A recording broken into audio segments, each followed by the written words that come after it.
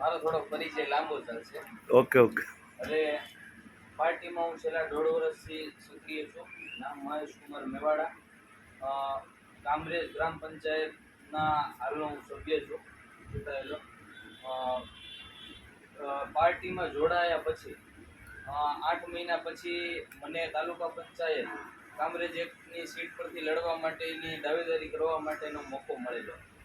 ત્યારે જે રીતના અત્યારે દિનેશભાઈ કીધું એ મારા પર નોબત આવેલી કે મને ટિકિટ તો પાર્ટી તરફથી આપી દેવામાં આવેલી, પણ મારી સાથે આપણા સમાજના કે કોઈ પણ ગોળના મારી સાથે 10 જણા નહોતા. હકીકત એવી હતી કે મારી સાથે મેં પાર્ટીમાં એવું કીધેલું કે ભાઈ આપણા સમાજના કામરેજ વિભાગમાં 1500 થી 1700 જેવા ઘર છે.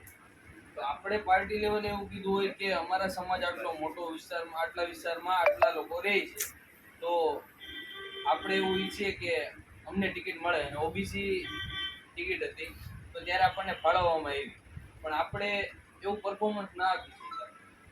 તો પાર્ટીએ પછી નવો ઉમેદવાર એને મૂકવો પડ્યો છેલ્લા દિવસે. તો આવા પણ સમય આવી શકે છે કે આપણે વિધાનસભાની ટિકિટ કોઈ પણ માંગે તો ચાલો પેલા ભાઈ કીધું કે હું દાવેદાર છું, સેમ વિધાનસભામાં આપણો ભાઈ જ કોઈ હોય તો એને આગળ કરવાની જવાબદારી 100% આપણી બધાની થશે.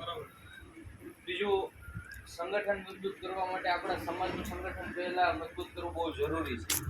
10 જણા આપણે વિધાનસભા લેવલે તો મજબૂત કરીને મોકલી આપશું, પણ આપણા અત્યારે હાલમાં સુરત શહેર કે કોઈ પણ શહેરમાં, અમદાવાદ શહેરમાં કે અમદાવાદ જિલ્લામાં આપણું અત્યારે સમાજનું નેટવર્ક એવડું નથી કે આપણે કોઈ પણ મુખોટો આપી શકીએ.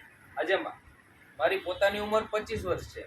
25 વર્ષમાં હું મારી કારકિર્દી માટે મને ઘણો ગર્વ છે કે હું ભાઈ આટલા લેવલ પર પહોંચી ચૂક્યો છું. ભાઈ કામરેજ ગ્રામ પંચાયતના સભ્યમાં, એટલે નોર્મલ ગામડા સૌરાષ્ટ્રના ગામડામાં 3500નું વોટિંગ હોય છે.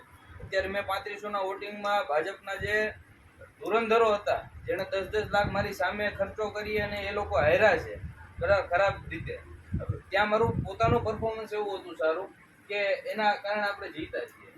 તો આપણે પોતાને પણ પાર્ટી લેવલ કરતા પણ આપણો પોતાનો ચહેરો પણ જેમ દિનેશભાઈ જીકાદરાએ કતારગામમાં બનાવેલો છે કે ભાઈ ત્યાં તમે જાઓ એટલે એમ કહો દિનેશભાઈ જીકાદરા, એટલે નોર્મલ લોકો 10 જણા હોય એમાંથી 8 જણા ઓળખતા હોય.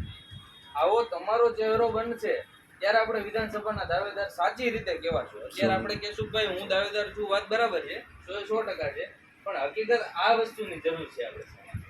અને આ જ્યારે મહેનત આપણે ચાલુ કરશું ત્યારે આપણે ટિકિટ માંગવી નહીં પડે, સામેથી એ લોકોને આપવી પડશે એવી મજબૂરી.